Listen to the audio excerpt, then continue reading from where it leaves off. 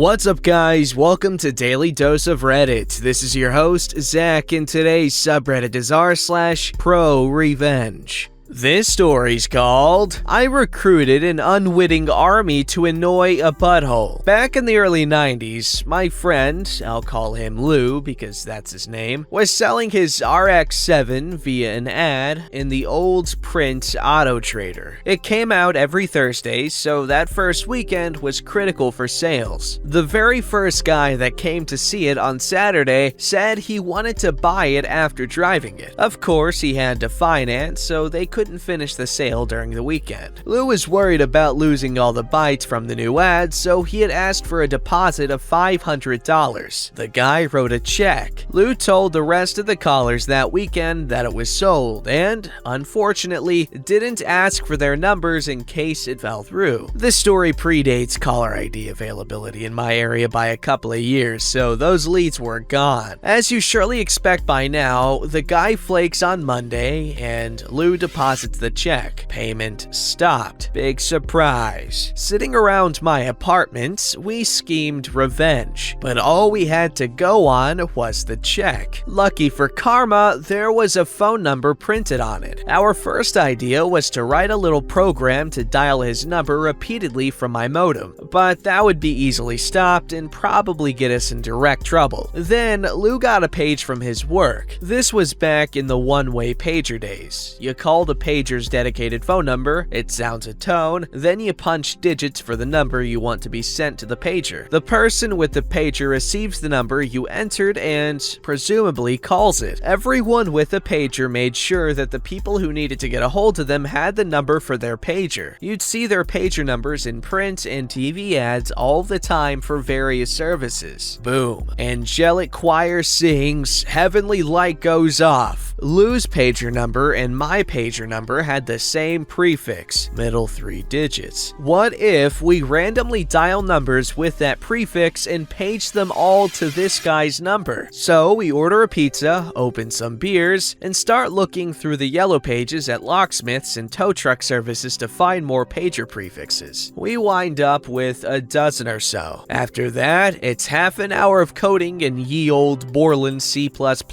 I put together a program that would cycle through our list of known prefixes and add a random final 4 digits to get a random pager. It calls the pager's number, pauses, then dials this butthole's number and throws a *911 suffix on there for good measure, which is something people with pagers understood to indicate an emergency of some kind. The whole thing was just generating a string like ATDT602XXXYYYY butthole number *911#, where XXX is the pager prefix and YYY is random. Commas make pauses since you need to connect to the paging service before you can enter the message, make string, send to modem, wait for no carrier, hang up, repeat. We start eating the pizza and let it fly. I was very picky about my devices, so my modem was a US Robotics Courier. You could set an S register to control how long it would sound each tone when dialing. Uber nerds like myself would keep tinkering with that to get it as fast as possible while still being recognized by the phone service. It was very fast. I would swag it could run through 4 pages per minute, so this guy would get 240 calls an hour. We just watched it run and laughed our asses off. We realized pretty early on that we didn't really know if it was working, so we wandered down to the 7-Eleven and called him from a payphone, just in case he could somehow trace it or the popo were on the case and watching. A man answered and I said, "Hello, I just got a page at this number." I heard an audible sigh and then he just hung up. Gold! We ended up running it for a few hours, then let it go quiet for a few days. Then we scheduled it to start dialing in the middle of the night every few days. Plus, we'd fire it up by hand randomly whenever we had a party. We checked again from the 7-Eleven after a week and it went to an answering machine, which did the rapid tone at the end of the greeting to indicate the tape was full. We reasoned that the line was still ringing anyway, so we kept at it for another month or so. Eventually, we got the disconnected warning when we made one of our regular checkups. I'm sure he just changed the number. I like to think about that guy answering the phone after a few days of silence when we started it up. I can vividly imagine his response at the "Did someone page me to this number?" as he slams down the phone and then it rings again a few seconds later. Or, of course, coming home from work and having an answering machine full of random people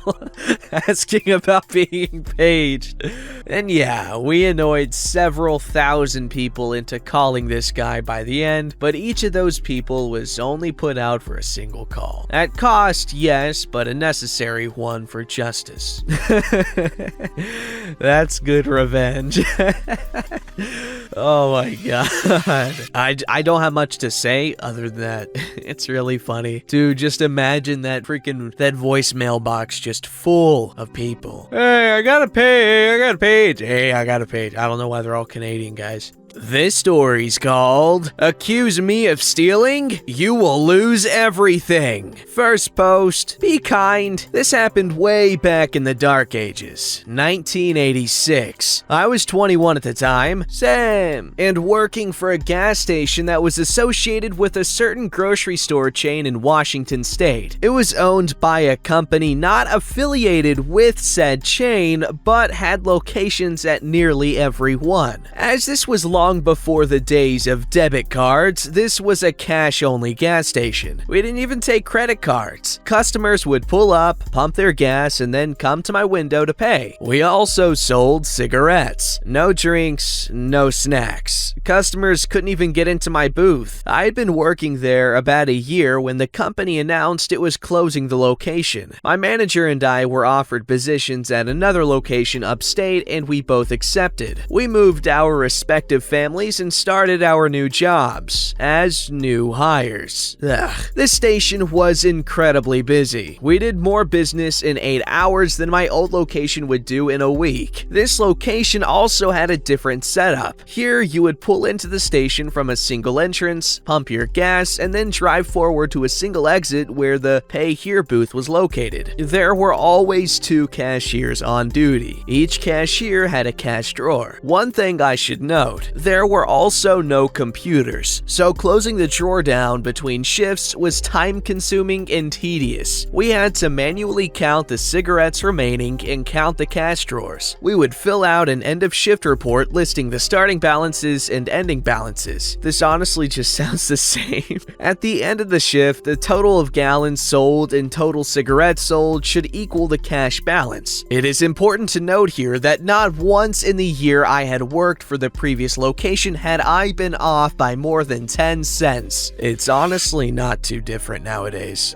It's still incredibly annoying and tedious. The following morning after my first shift, I was informed by the manager that I was short $50. Impossible, I said. I balanced out yesterday. He said that I must have stolen that money after I had completed the paperwork. I just looked at him and said, no, I didn't. He gave me a verbal warning and said if it happened again, I would be fired and the stolen money would be deducted from my paycheck this week. In the 5 days that followed, I realized quickly that the manager was up to something. My old manager, who is just another worker now, was also accused of stealing, as was one other new employee. I can't vouch for the other employee, but I'm pretty sure she did nothing wrong. The employees that had been there a while were never accused of anything. I did some checking and found out this manager was relatively new, had only been there about 6 months, and the other cashiers had been there before him. Only new cashiers were being accused of stealing, and that location had been having stealing problems for about 6 months, and the turnover was high with the new employees. I came to work at 6 a.m. on a Monday only to be told I was being fired for cause. The manager accused me of taking $500 out of my drawer the previous Friday. He said he only discovered it this morning. Even even though he had worked Saturday and Sunday. I said okay and left. I was pretty angry, and instead of going home, I parked in the grocery store parking lot and proceeded to settle in to watch the gas station. I knew that at 9 a.m. sharp, he would take the cash in the safe and make the weekend deposit. At 9 a.m., he left the gas station and headed to the bank. But instead of walking into the bank, he walked into the Indian casino next door. It's not really a casino like we think of today, but more of a betting parlor for the races. It did have slot machines, but no card tables. I think, well, this is interesting. He comes out of the casino at exactly 10 a.m., walks next door to the bank, does his business, and then heads back to the gas station. I head home with a plan. Every morning, I follow him from the gas station to the casino. I take a picture of him leaving and one of him arriving at the bank and walking into the casino. I take pictures of him coming out and then heading to the bank. I do this for 5 days straight. He even went on Saturday. On day 3, my old manager was fired for stealing $150. I get the film developed, no digital camera in the dark ages, note the times and dates on the back of each one. Then I call the main office of the gas company. It's after 5, but I'm hoping someone is there, and there is. I speak to a woman and explain my situation, and she says she knows exactly who I should speak to and transfers me. By some grace of God, she has transferred me to none other than the president/CEO of the company. I tell him my story and tell him I did not steal from his company and can prove who actually did. He took down my information and said he would be in touch. I'm thinking to myself, yeah, right. The next morning, I went to the station to perform my usual observation of the manager. At 9 a.m., he leaves for the bank. At 10 a.m., he comes out. At that moment, 2 stern-looking gentlemen approach him. One pulls out his wallet and shows him something. The other one is talking. The manager goes pale and takes a step back. Next thing I know, he is being escorted to a car I had noticed and they drive off. I lose him at the traffic signal, so I head back to the station. They all show up about 5 minutes later, and a few minutes after that, a police cruiser pulls in. The officer talks to the stern gentleman and proceeds to place the manager in handcuffs. The other man says nothing, but is glaring daggers at the manager. The president called me later that afternoon and informed me that the manager had been arrested for embezzlement. Turns out that in 6 months, he had managed to steal about $5,000. He would take the store cash into the casino and gamble with it. If he won, he would make the normal bank deposit. If he lost, he would make the deposit and note in his records that we had been short the previous day. The CEO had already been focusing on that location because of the stealing and high turnover rate, but my information helped them figure out what exactly had been going on. I was thanked and sent a substantial check as a reward. My old manager was offered the manager's job and I was offered my old job back. I declined as I had already found another job that I liked more and paid better. The gambling manager was sentenced to 1 year in jail in order to attend counseling for his gambling addiction. His wife divorced him and took their 3 children to California. His house was foreclosed on and he ended up in a homeless shelter. Don't accuse me of stealing. I will get revenge. Dude, addiction does something to people. I hope he eventually learned how to not,